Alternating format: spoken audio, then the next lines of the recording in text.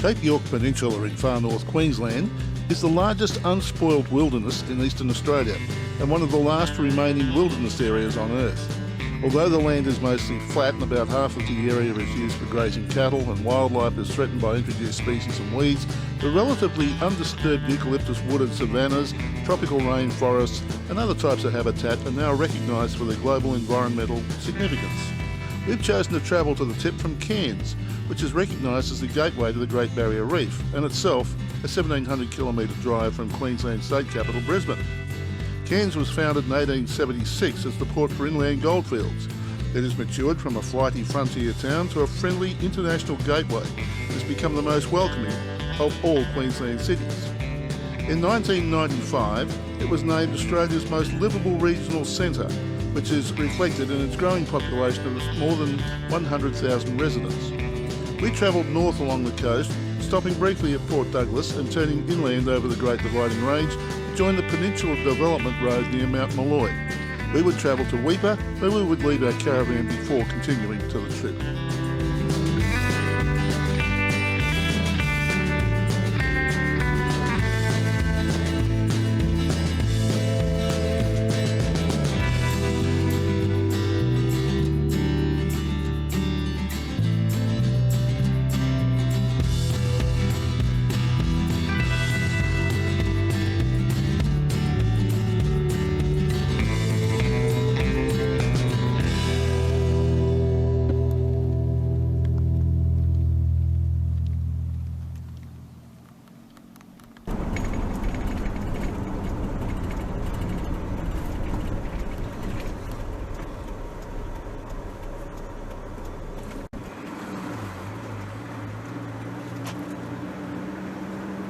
All the roads are open.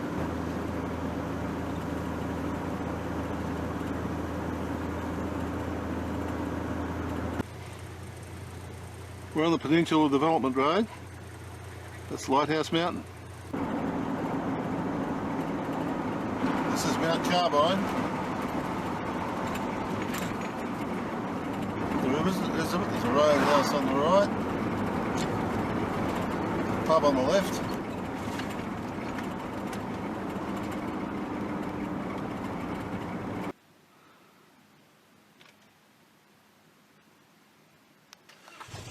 That's where we've come from. Then the hills just rise out of the plain.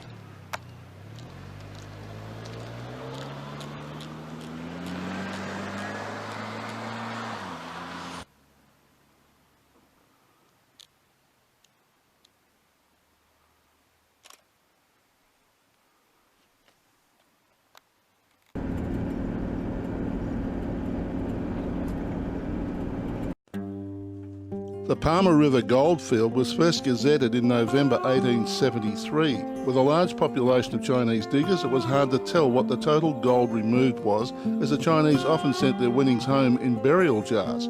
At the time, gold prices in Australia were around £3.17 an ounce, and the same gold in Hong Kong went for around £5 per ounce. The total estimated return was somewhere around about 1,333,893 ounces of gold. Today, access is gained from Whites Creek turnoff on the Cairns Road, which is the Mulligan Highway. Metal detectors are discouraged with the area under the control of national parks, and Maytown itself is heritage listed. If travelling into this area, all supplies need to be taken as there are no shops or facilities at all. The Palmer River goldfield was one of the richest alluvial goldfields ever discovered. Miners from all over the world flocked to the fields, hoping to make their fortune, and unlike many goldfields, thousands did make a fortune. We're about to descend off the planet we've been running along for a while. Lots of things.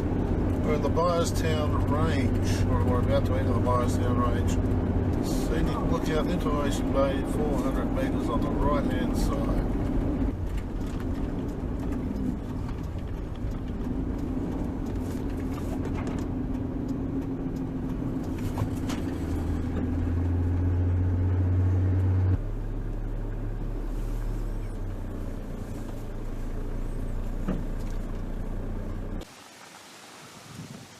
This is the James Earl Lookout.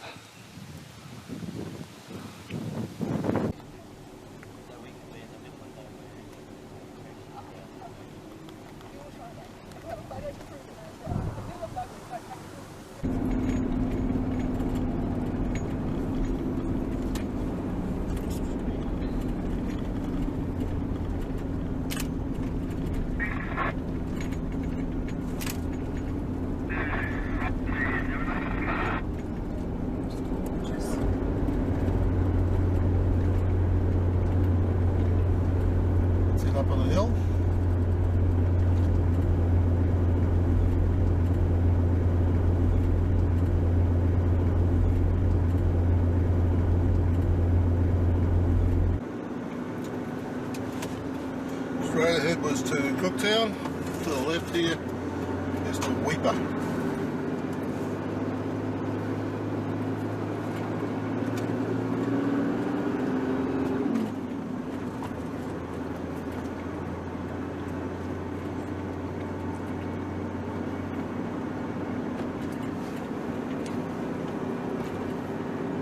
Well, it hasn't taken us terribly long to do the first bit of bitumen, the first bit of gravel.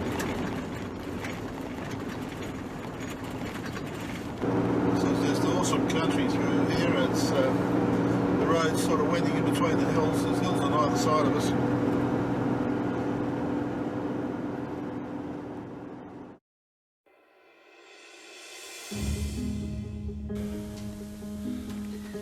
The rock art galleries in Quincan country near Laura are listed by UNESCO as being among the top 10 sites in the world. The Split Rock site, located 14 kilometres from Laura, is the most famous of the galleries. The galleries are very old and the site may have been used for 13,000 years. There are many layers of paintings, although the age of the current paintings is unknown. The galleries are a 15-minute uphill walk from the car park with some rough sections, so be sure to wear sturdy shoes.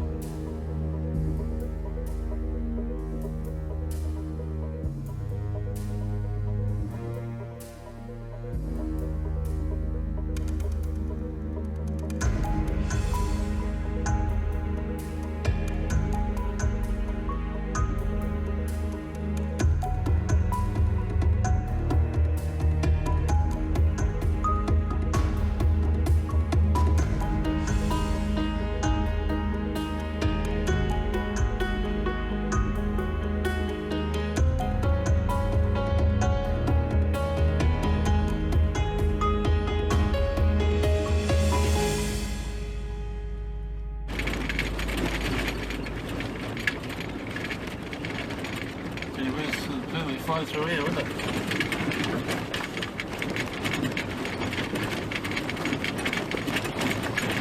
Oh, we should have much better water, shouldn't we?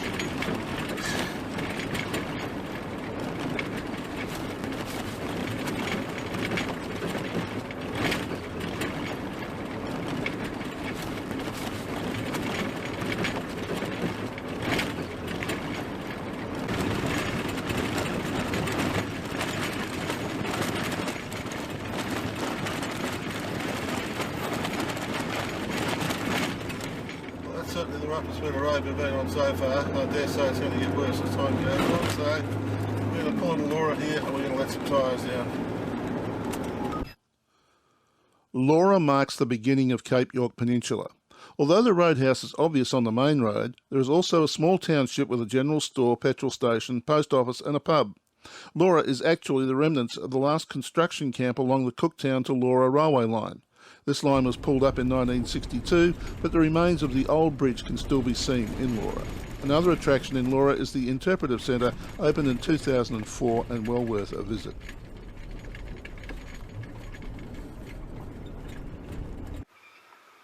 The Weipa Road is mainly dirt, and then it has little patches of bitumen that I think are designated as overtaking opportunities in case you're caught up in the dirt.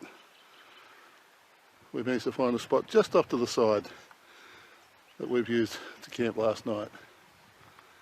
Caravan park here on the right, and quite nicely set up here.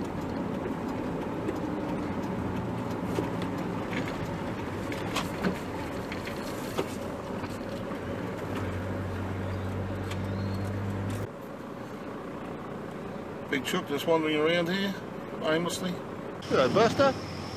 Hello. Hello.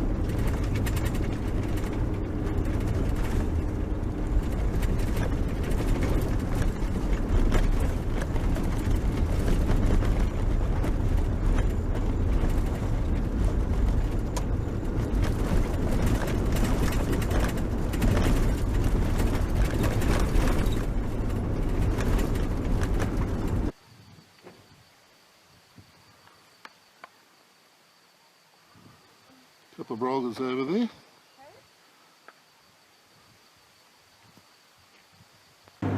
Historic Overland Telegraph Office. How can we not stop here? This is Musgrave.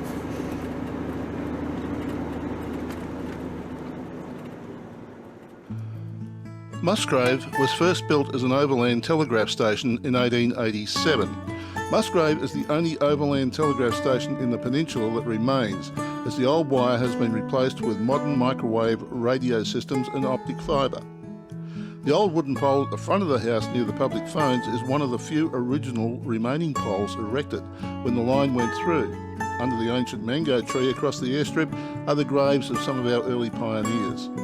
Early in the 1930s, Frederick Shepherd bought Musgrave off the PMG department. Musgrave is about halfway between Cairns and the tip, so has been the resting place for many travellers. Originally meals and drinks were served from under the old homestead until the present cafe and accommodation were built in 1980. The Musgrave Roadhouse is still owned and operated by members of the Shepherd family.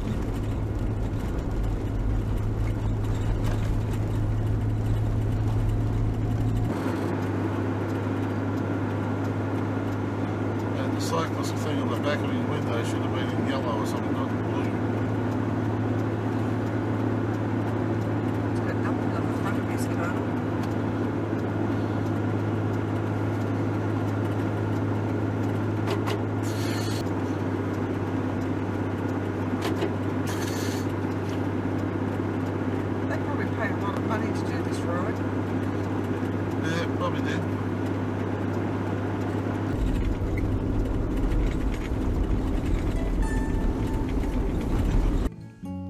Coen has a population of about 250 people.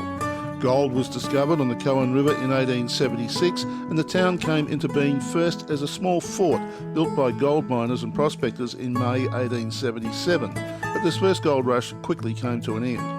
In 1893 the rich Great Northern Mine boomed and the town became a more substantial place until 1916 when the mine closed. Today, Coen not only provides services to the region and is an important supply point on the long unpaved road leading to Weipa and other northern communities, it is an ideal destination for birdwatchers and is the last substantial town on the trek to the tip of Cape York if travellers choose to bypass Weipa.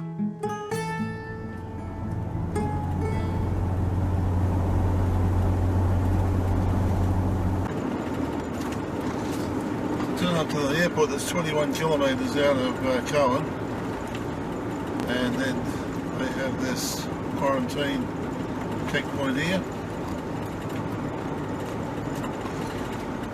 Maybe going south. Go through and they do a check, and if you got anything you're not supposed to have and you don't declare it, then they put you in jail for 415 years.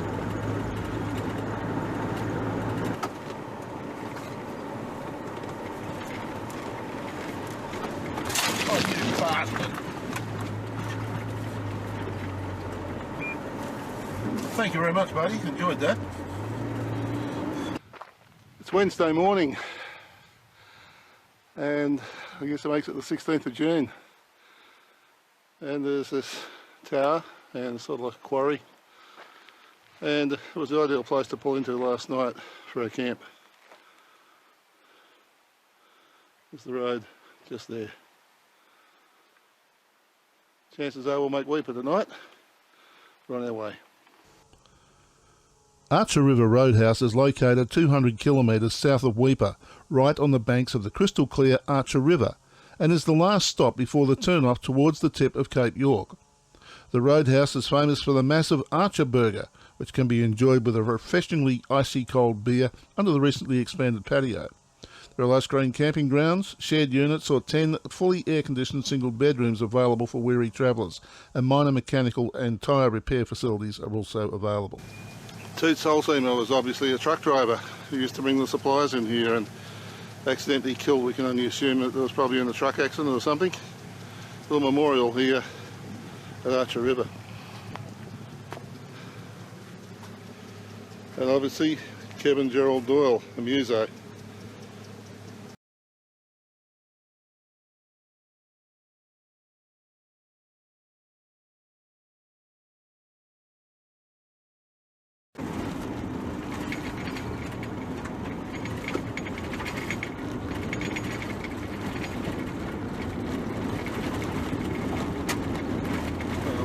quite ways ahead of us.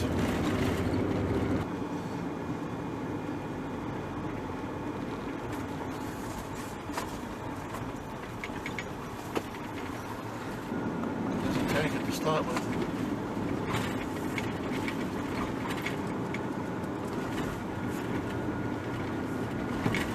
This is part of the Weipa shopping centre. Weipa is the largest town on the Gulf of Carpentaria coast of the Cape York Peninsula and has a population of around 2,830, which makes it the largest community on Cape York Peninsula. It exists because of the enormous bauxite deposits along the coast. The port of Weipa is mainly involved in exports of bauxite and cattle. Weipa is just south of Dufferin Point, a location now agreed to be the first recorded point of European contact with the Australian continent. Dutch explorer Willem Janszoon on his ship the Dufferin sighted the coast here in 1606. This was 164 years before Captain James Cook sailed up the east coast of Australia.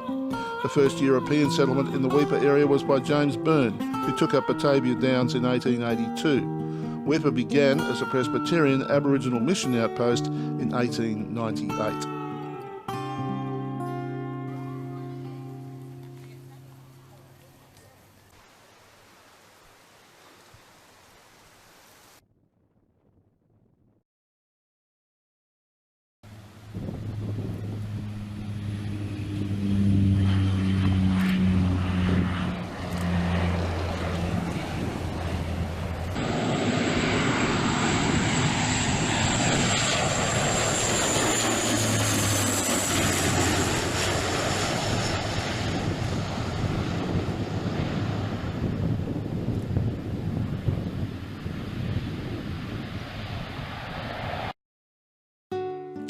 Cullen Point on Port Musgrave is named after Edward Alexander Ernest Cullen, a Brisbane engineer who was associated in the discovery in 1887 of Port Musgrave, describing it as the best natural harbour in Queensland except Port Curtis. Mapoon community is situated on the traditional lands of the Chunjunji people. A church mission is commenced near Cullen Point in November 1891. Within a few years the mission became known as Mapoon, a word meaning place where people fight on the sandhills. In 1953 it was decided that the mission would close, and after much deliberation, but with no consultation with the local population, it was decided in 1963 to relocate the locals to a spot near Bamaga on the tip of the Cape York, that place to be known as New Mapoon. After the 1964 closure, former residents led by traditional people continued to lobby for the reopening of their community. In 1974, several families returned, and 10 years later the Mapoona Community Aboriginal Corporation was established. On the 26th of April 1989, a deed of grant of land in trust was handed over to the Mapoon people by the Queensland Government.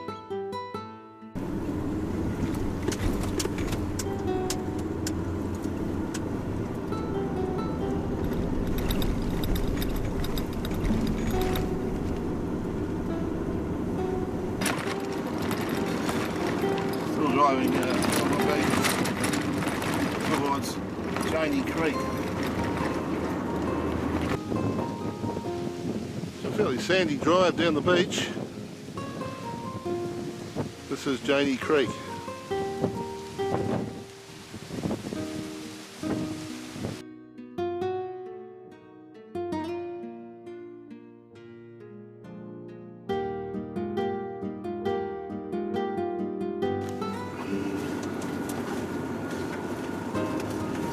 We're leaving the mouth of the river. There's a sandbar going across the end here.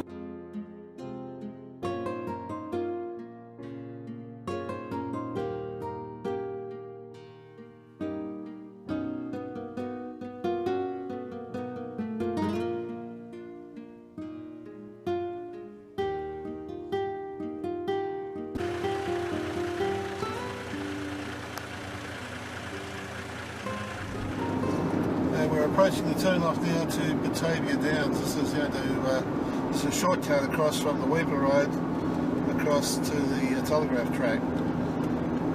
We believe it's open, so we'll have a crack at this.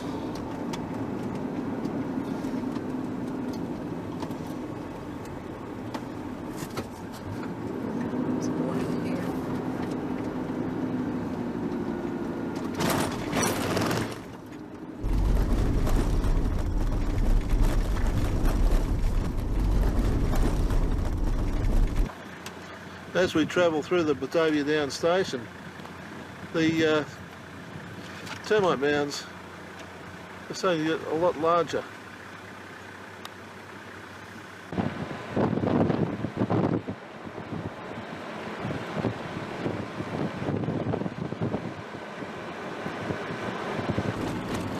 As you get to the end of the airstrip, we'll join the telegraph track.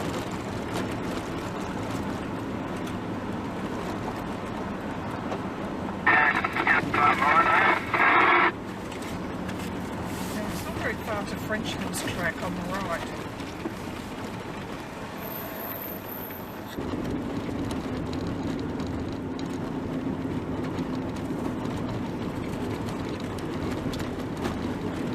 Unloading their rubbish. We're approaching the Moreton Telegraph Station. And the Wenlock River. And the Wenlock River, okay. We've missed that turn off for good parking, the good camping. Anyway, it's too early, but this used to be not bridged.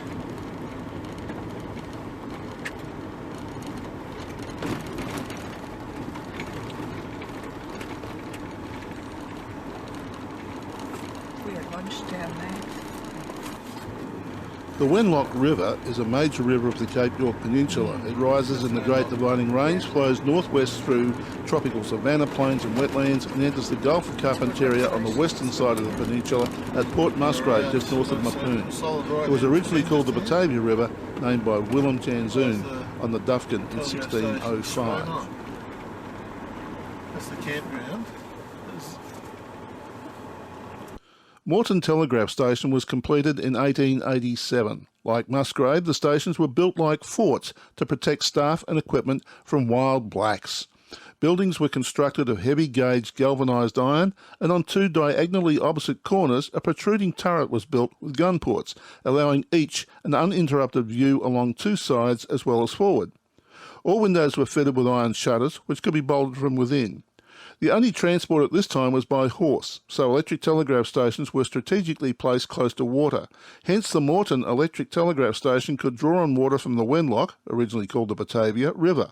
Most water tanks were built inside the station to protect them from being punctured by poisoned spears from hostile Aboriginal people. Moreton eventually ceased communication operations in 1987 with the introduction of the modern era of telecommunications.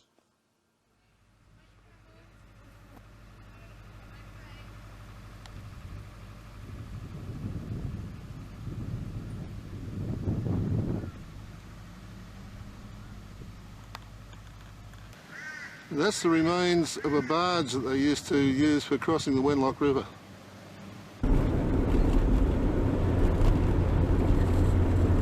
Let's try to get the fly out. Okay, here comes the 75 and 100 series as well.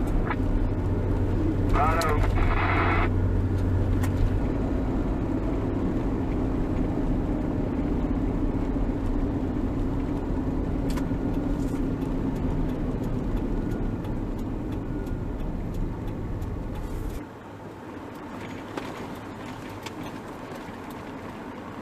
The Old Telegraph Track goes through there behind you. Alright. I've just been talking to Jamie Molyneux here, and he's given some advice on what to do and how to do the telegraph track. So we're going to go and have a look and see what we can find. See what it's about.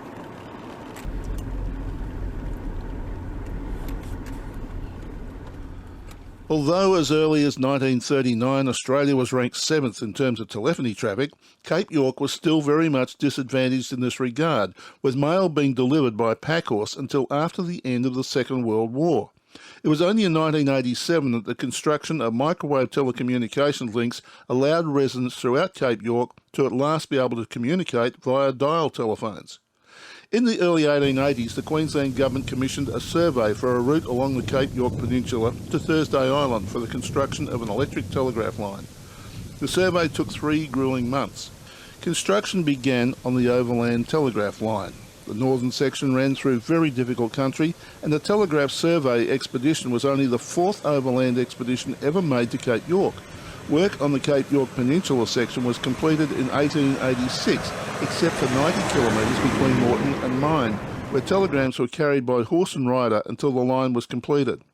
The line consisted of galvanised cast iron Oppenheimer poles manufactured in Germany.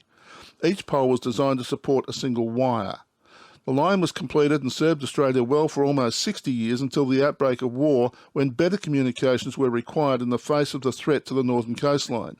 In only 4 months during 1942, 1,200 US Army Signal Corps members and 70 Australian Postmaster General staff added crossarms and an additional 4 lines to the existing poles. After more than 100 years of service, the line was closed in 1987.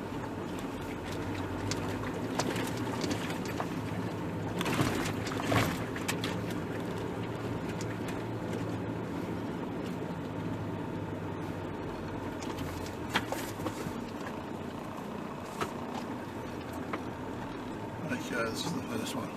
Okay, so should we get out and have a look? Oh yeah.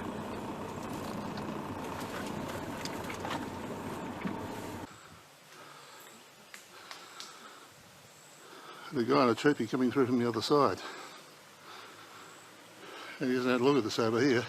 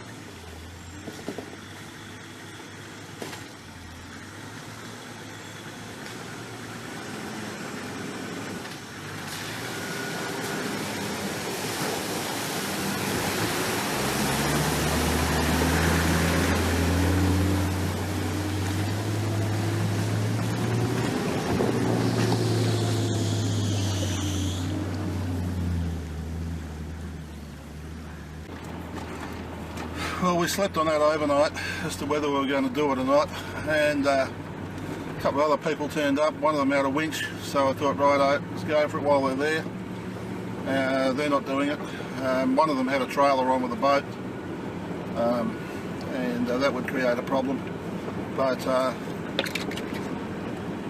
it really wasn't that bad. Bit of mud. Leslie's just come back from having done the tour, and over there, at that point there, there's a hole. And we have to go around the far side of the hole and then out.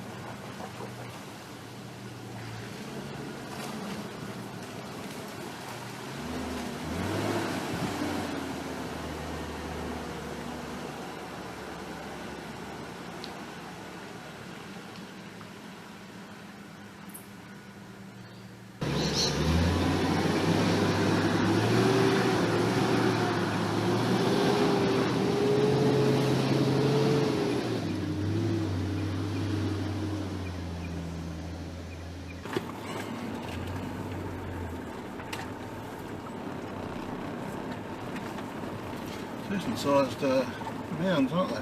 Oh yeah.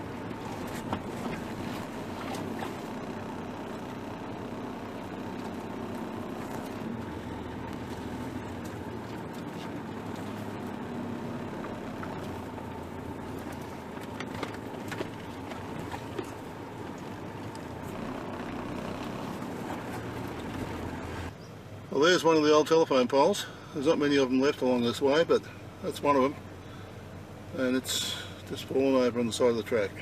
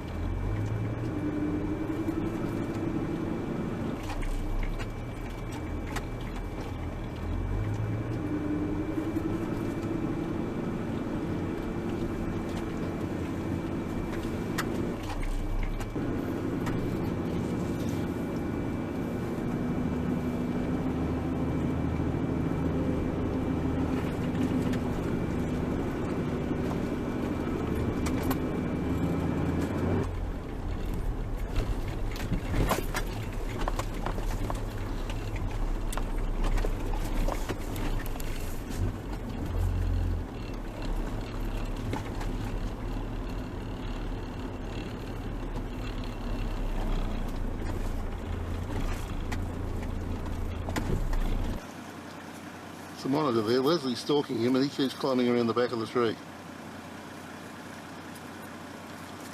There he goes. There's one of the most complete poles that we've managed to see so far, telegraph poles from the track. Most of them are knocked over and gone, but that one's still there. We're now in what is called the Heathlands Reserve.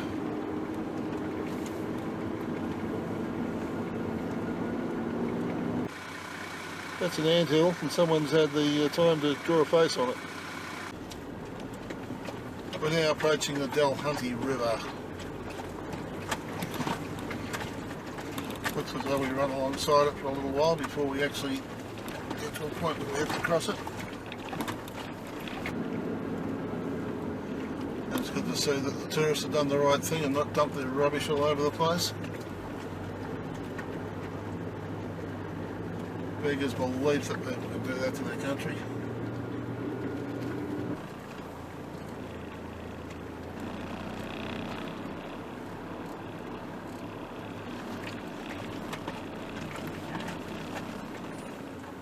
Camping here.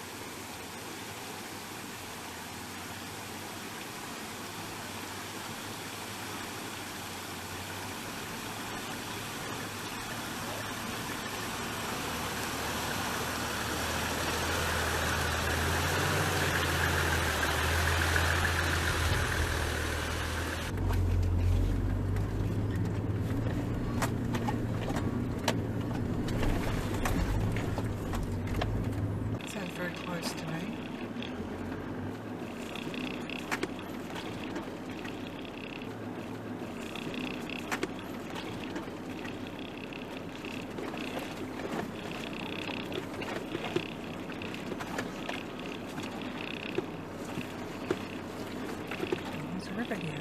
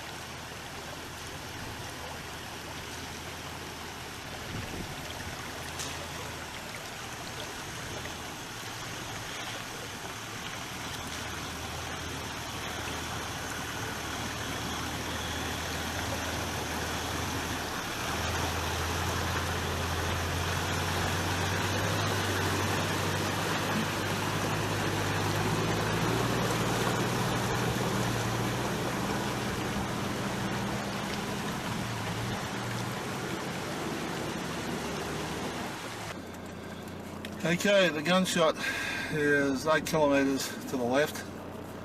The bypass road is up to the right. And we've decided not to do the gunshot. We're going to take the road to the right to the bypass.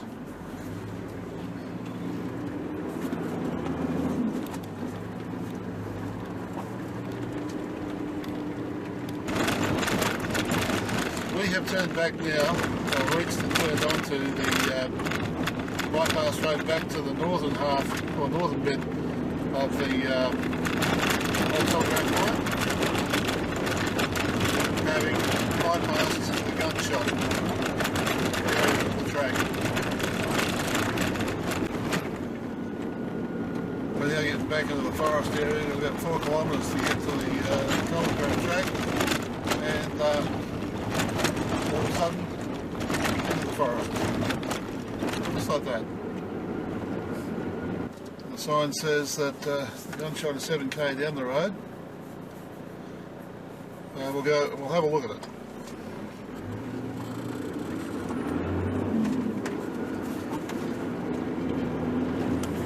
It's Shotgun Creek, and these are the people that we've been following from Weipa.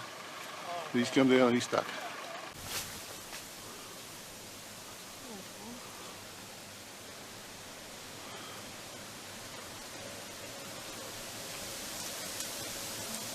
Coming through, mate.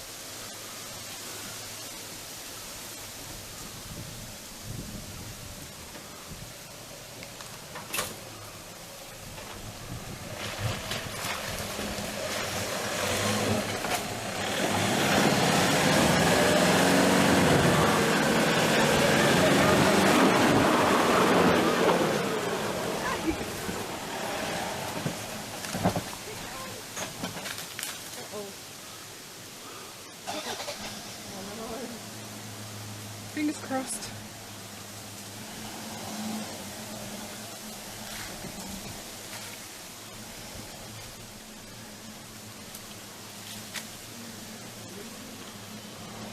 It's a Toyota. He'll be right. I hope.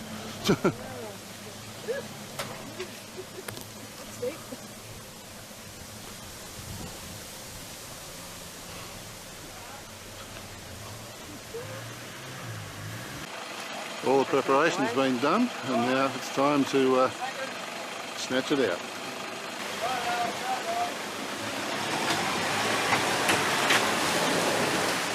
Now she's called it.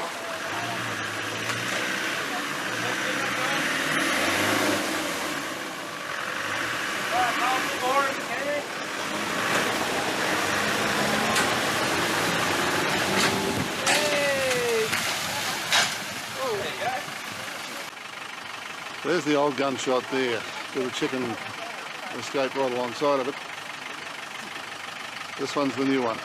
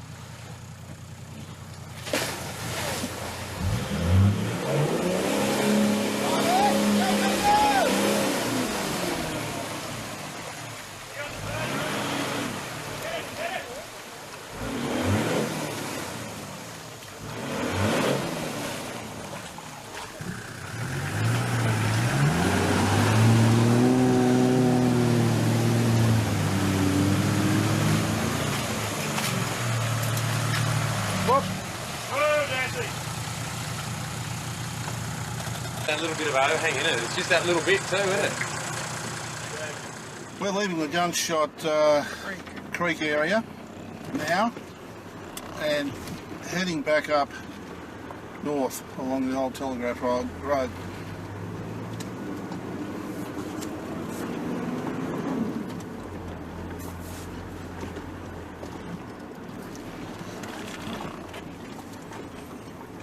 Just up here on the left hand side there's a grave. One of the linesmen worked on this particular section of the road. Bill Brown was a linesman with the overseas overland telegram line. One of his duties was to ensure that the telegraph line was cleared of vegetation. And then he didn't turn up on schedule at Bramwell Station. They came out to find him and he was already dead, apparently with a heart attack. They buried him here and they placed his brush hook here as well. That of course has been souvenired, but here lies Bill Brown.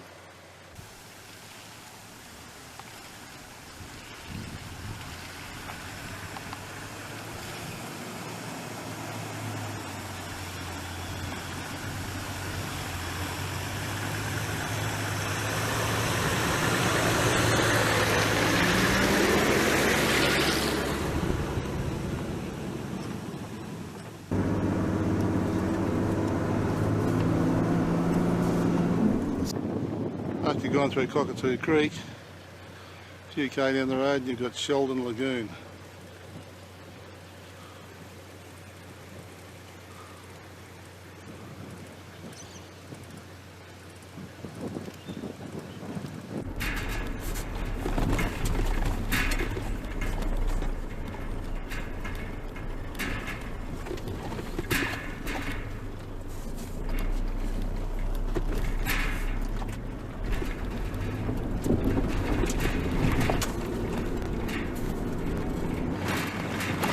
Track into Red Falls.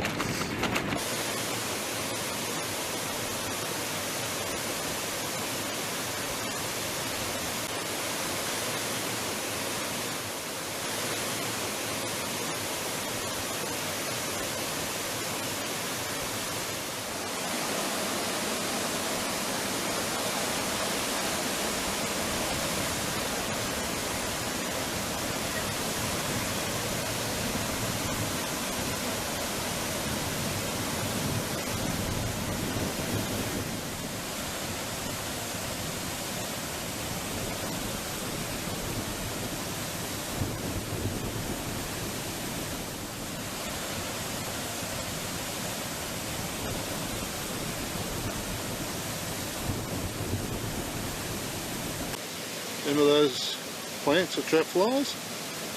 Well, there they are.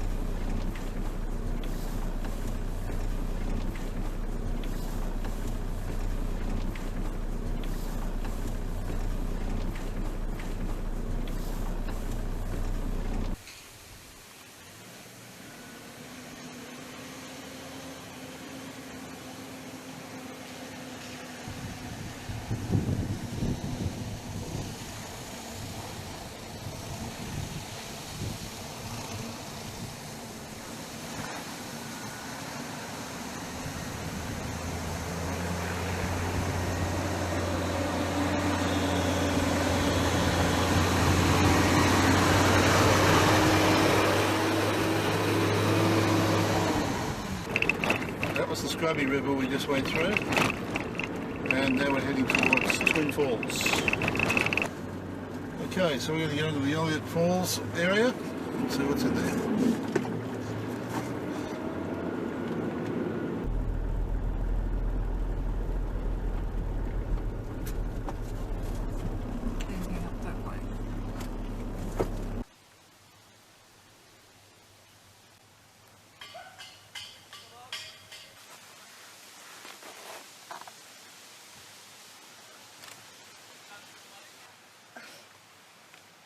There's just hundreds of them up there.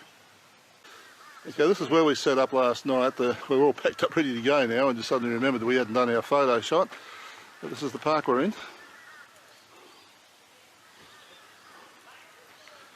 All little individual parking spots.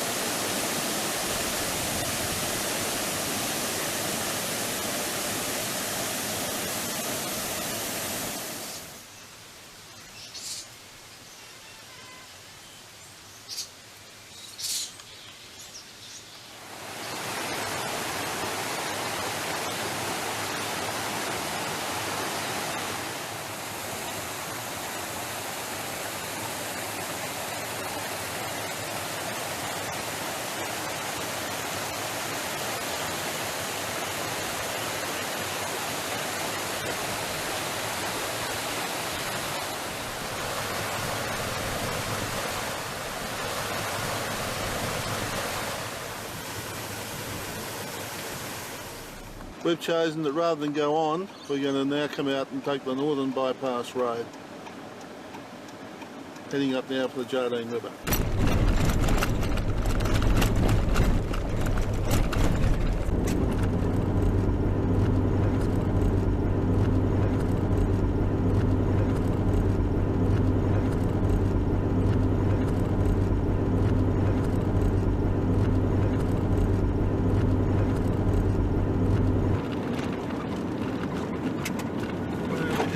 Pull into the roadhouse here.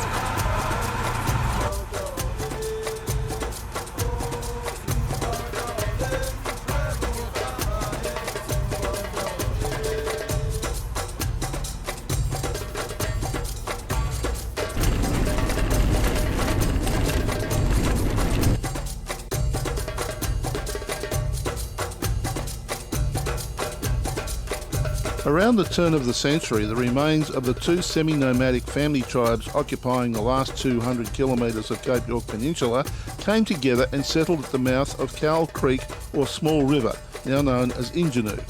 These tribes shared a common language with different dialects. The coming together of these survivors from the impact of non-Aboriginal settlement saw the establishment by themselves of Injinu. The Chief Protector of Aborigines discovered the settlement in 1916. The community is the homeland of most of the traditional owners, of all the land on which the 5 Northern Peninsula area communities are situated. Although self-sufficient, through fishing and gardening, the community made requests to the Anglican Church to establish a mission and school. Government officials allowed the community to function through an elected council.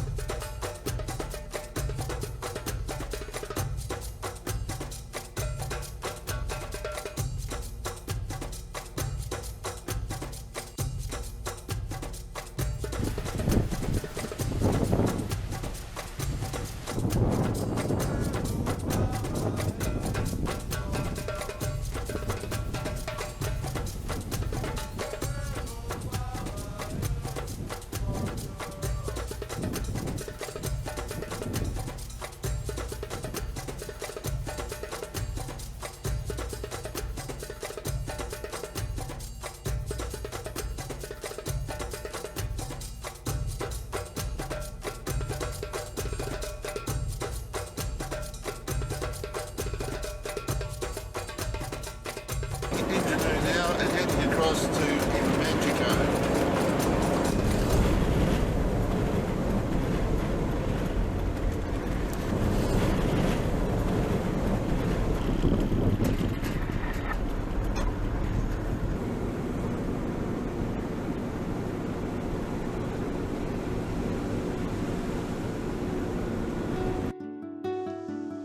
The original site for the township of Bamaga was at a site known as Mooty Heads, some 20 kilometres south of the present Bamaga township.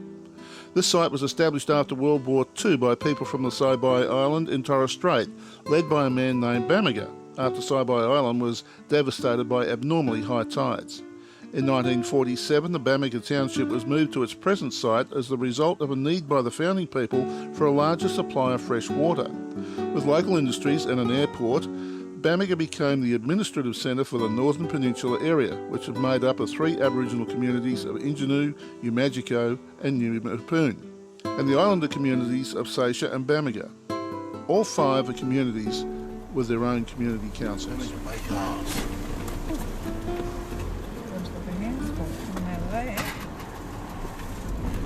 Right, we're heading up to Cape York, now up to the tip.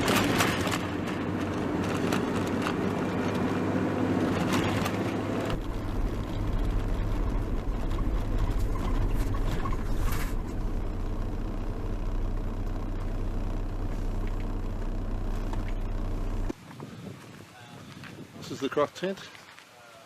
That's the information centre for up here.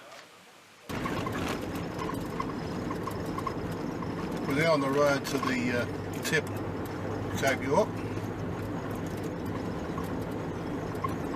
This is more like the sort of forest than I had been expecting to see for a while along, but we are running alongside a river, so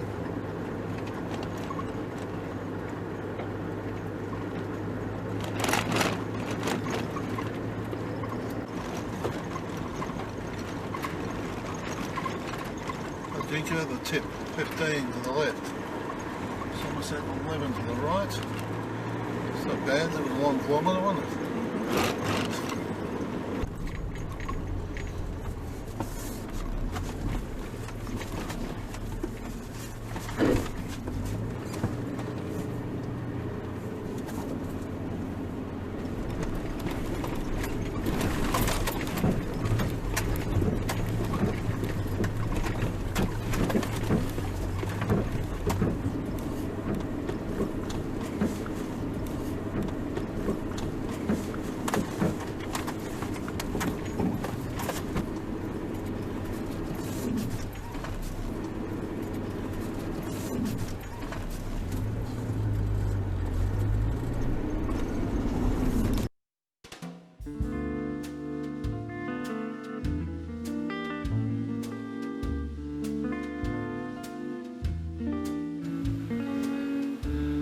Point the way to you. That's the way you got to go.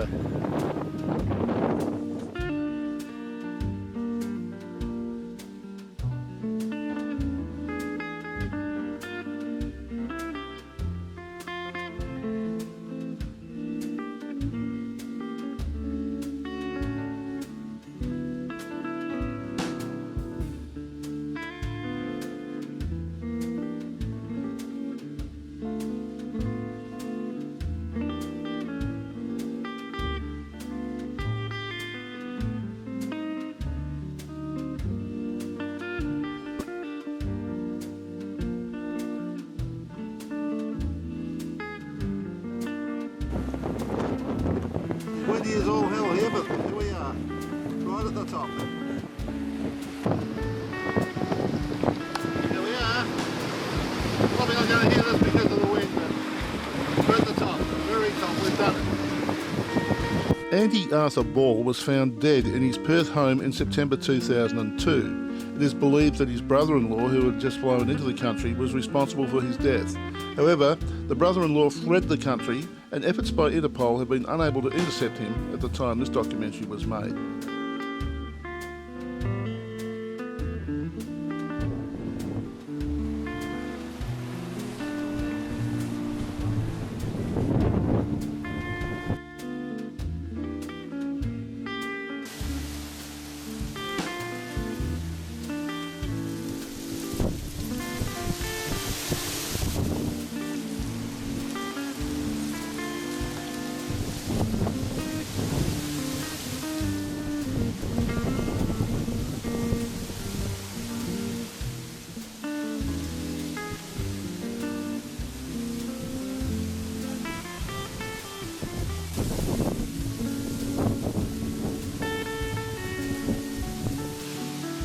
Morning. It's around about probably 7:15, something like that in the morning, and sitting here in a deck chair watching the tide come in. This is at the tip of Cape York. Apparently, Pajinka Tourist Resort was purchased from bush pilots and was a significant source of income and employment for the local Aboriginal community. The place was winding down in the early 2000s with the expectation that it was to be purchased by Indigenous Business Australia and was operating with only a skeleton staff when a fire in a junction box destroyed the generator shed, a bus and a troop carrier. Without electricity, the caretaker had no choice but to leave. Since then, the place has been vandalised, and although offers have been made, Pajinka still awaits an agreement to be made releasing the property.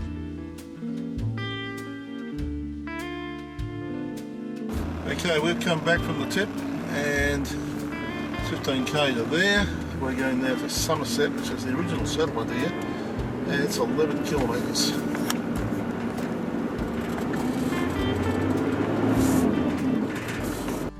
Somerset was the home of pastoralist and magistrate John Jardine and his family. When his father was posted to Somerset in 1863, his sons Frank and Alexander overlanded cattle to the area. Accompanied by 4 Europeans and 4 Aboriginals, the trip took 10 months, covering 1,931 kilometres, which included crossing at least 6 large rivers.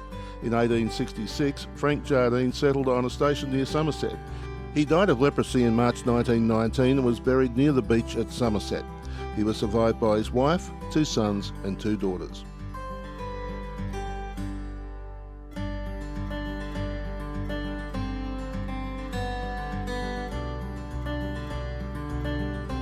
Around behind that bluff, when the tide's out, you can get around there. There's a cave with some Aboriginal paintings in.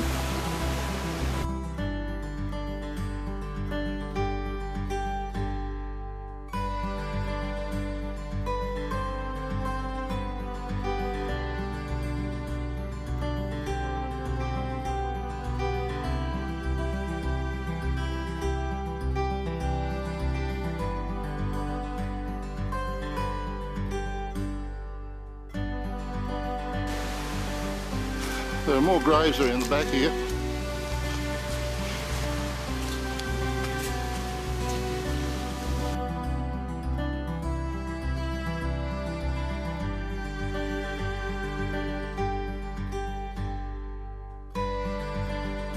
These guys were the pioneers for this area, but sadly, this has all been neglected and bits and pieces are disappearing from the graves, and I dare say it won't be too long before it's just a memory.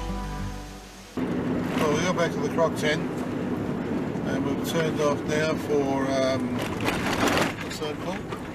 Hudson Bay. Hudson Bay?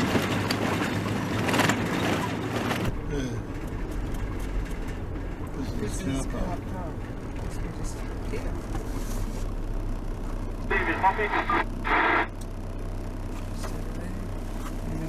We're at Punsan Bay and we're celebrating having got to the tip with a rum and coke And I must admit we had an ice cream as well. This is the Pajinka Bay Resort and beach area. The resort is a camping resort.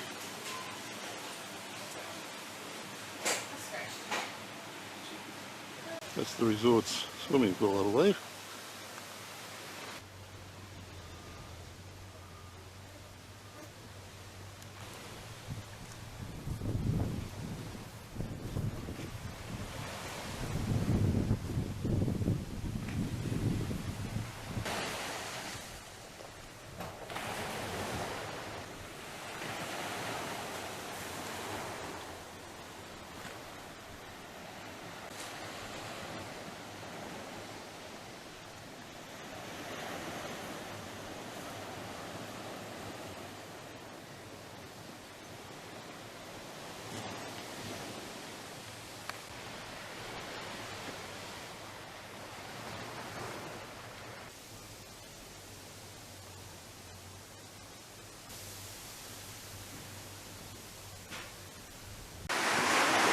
Not too far around from Pajinka Bay,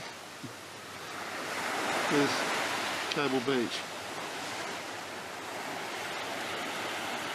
Cheap camping spots apparently.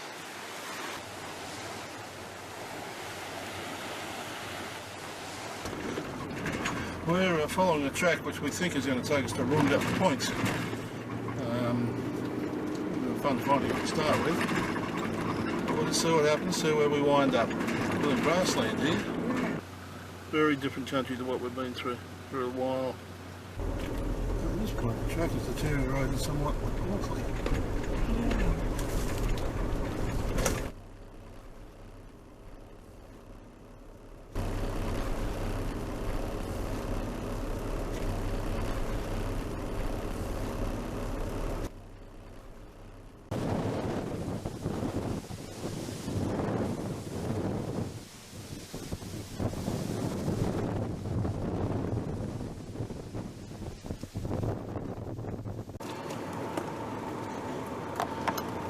Travelling on a bit further. We're heading to Runga Point. The big island out beyond it is Possession Island.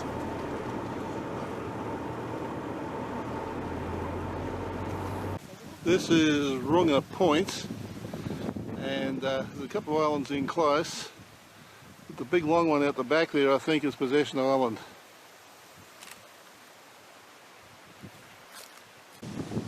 Old gate there, harking back to the days of pastoralist land.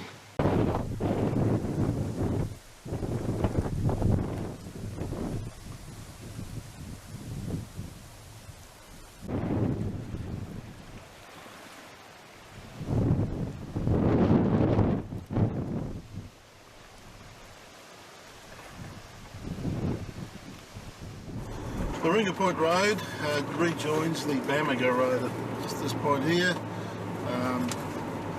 We didn't think the track would be all that well used, but while we were there were two other vehicles turned up out there, so there you go, you don't know.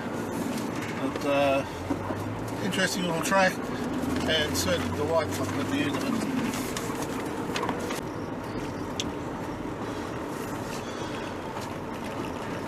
Well, we have arrived back at the croc tent. When we came in, there were about 15 vehicles lined up out the front.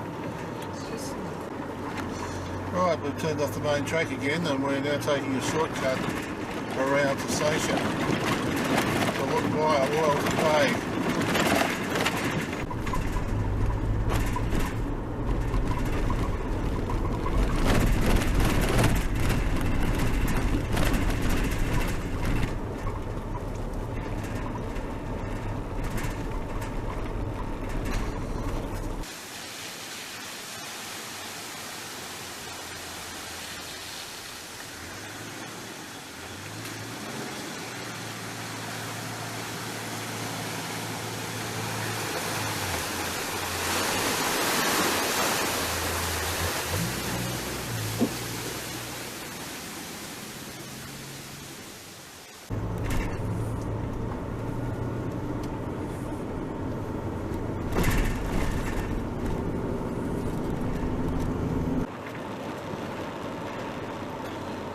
multi-beach campground is down here to the right. We'll go down and have a boat peep at that.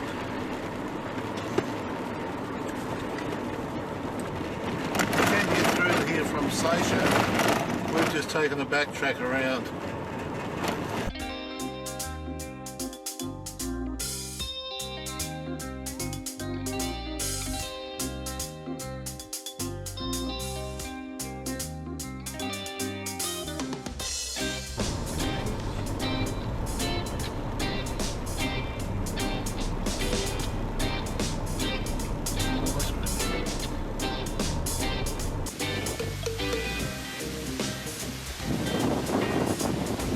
Now this I would certainly come to for a camping ground.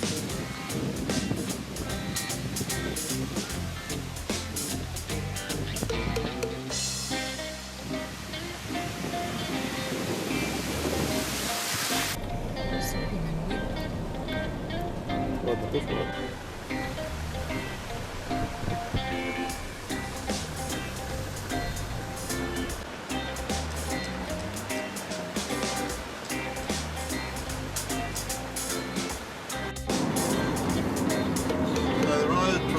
Bay to Seisha at this point in time anyway, that's pretty decent. At the 2006 census, Seisha had a population of 165. The Seisha Island community lies at Red Island Point. The community has a permanent population of about 100 people and is situated at the most northerly deep water point on Cape York Peninsula. It is popular as a destination for anglers, and a number of fishing charter operators use Seisha as their base. A campground at Seisha is utilised by about 50% of camping travellers to northern Cape York Peninsula. Seisha is becoming increasingly well known as the gateway to the Torres Strait and as a base on the mainland to educate and inform visitors about Torres Strait Islander culture. A number of recreational fishing guides can be contacted through the Seisha Village campground. It's beautiful, isn't it?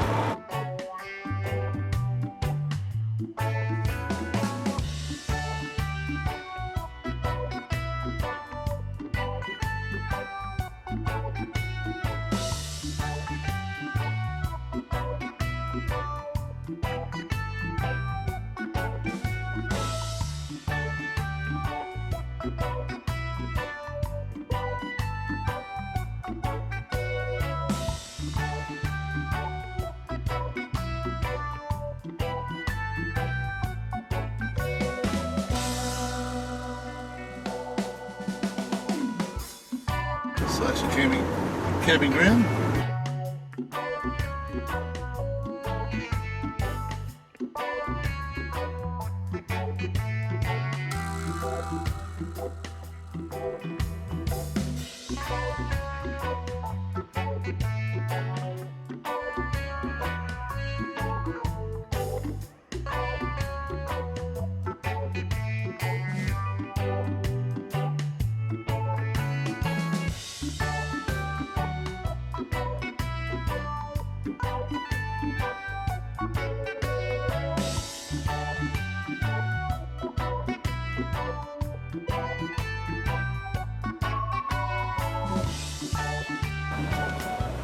DC-3 down during the war, and the remains are in here apparently.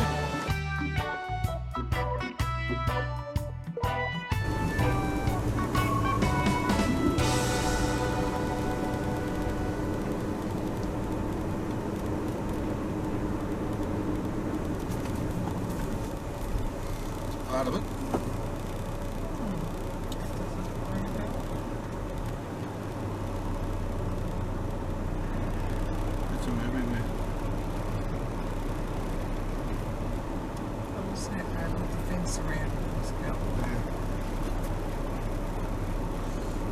They've just left everything where it was when it came down.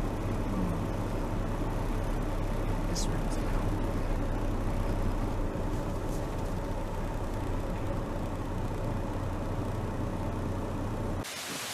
A DC-3 aircraft departed Archerfield, Brisbane at 20:39 hours on the 4th of May 45 en route to New Guinea. The aircraft crashed at this site at 05:18 hours on the 5th of May. This memorial was erected in memory of all those on board who died in the crash.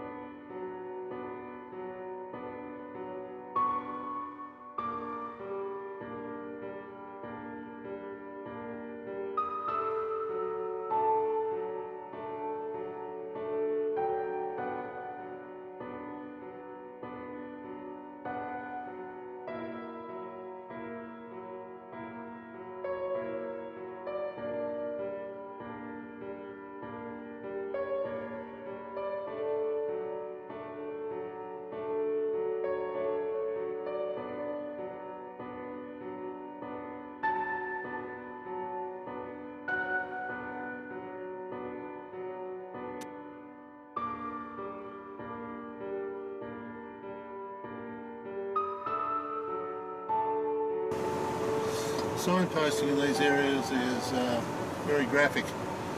As you can see on the tree there, plane, World War II. This is a few kilometres on. This seems to be a good area for wrecking planes. This one's a Kitty Hawk, we understand. There's also a Beaufort bomber in the area.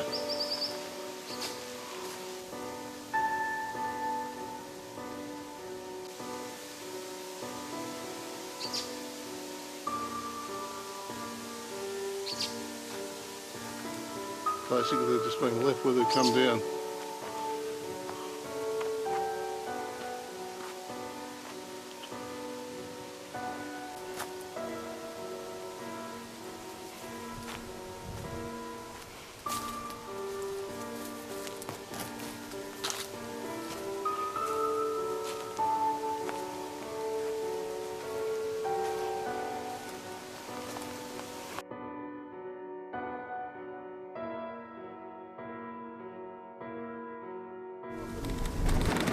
Have a look at a place called Mucky Beach, I think it's called. Muty Head, isn't it? We're cutting across off the airfield road, and it says it's the Cairns way, but this is the corner where the DC-3 crash site is.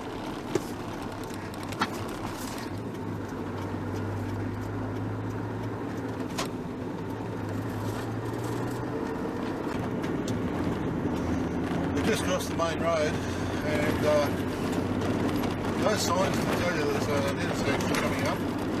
In fact, up in this end of the world, there are no signs to tell you how to get to anywhere. So you really have to rely on local knowledge or get a map from somewhere. They're mud maps. To know where to go and how to get there.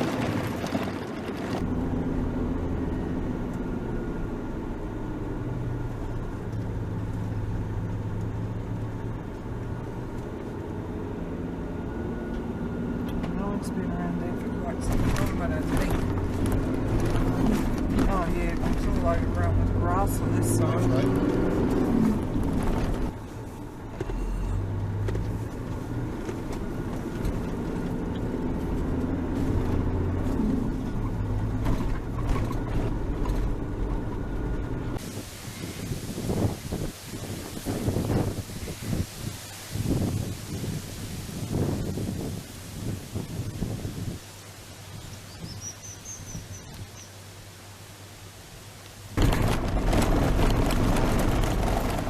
30 Points was a landing point for the military during the war, and there was a camp actually based here.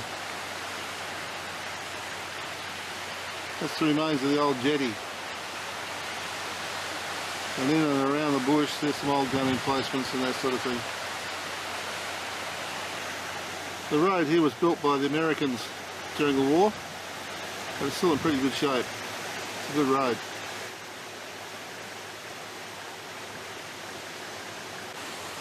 And there is a toilet supplied in the area as well.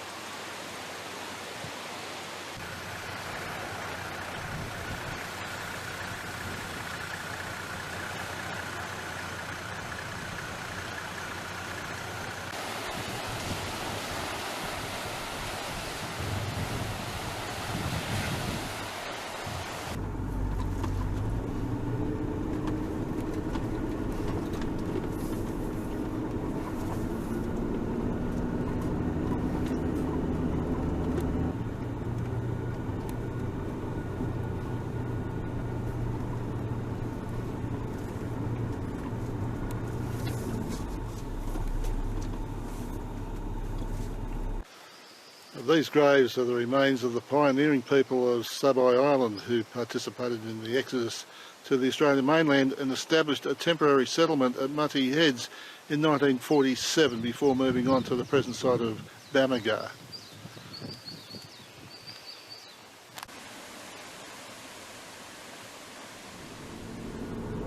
As long as we can turn around. So what I'm aiming at is 325 metres away.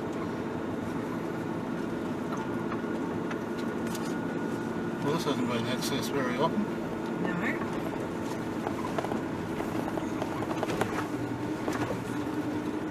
Still 200 metres away. According to his thing.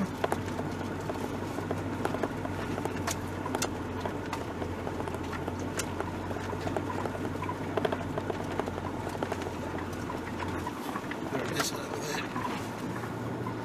There, directly in front of us, is the radar tower. This remains of a radar tower. I dare say those trees weren't there when that was operating. And how kind is nature at keeping some of our past treasures or past memories. That tree's obviously come down probably in the last couple of days and it's just missed the tower.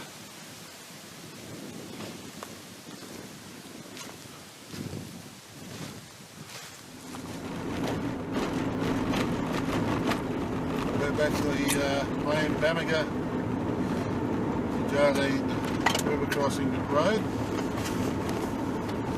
It's about here that we turn right. You're right on one side.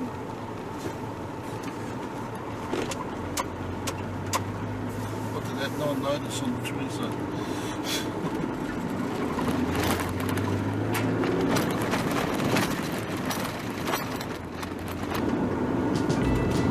Well, we're back at the Jardine Ferry, and this basically completes our tour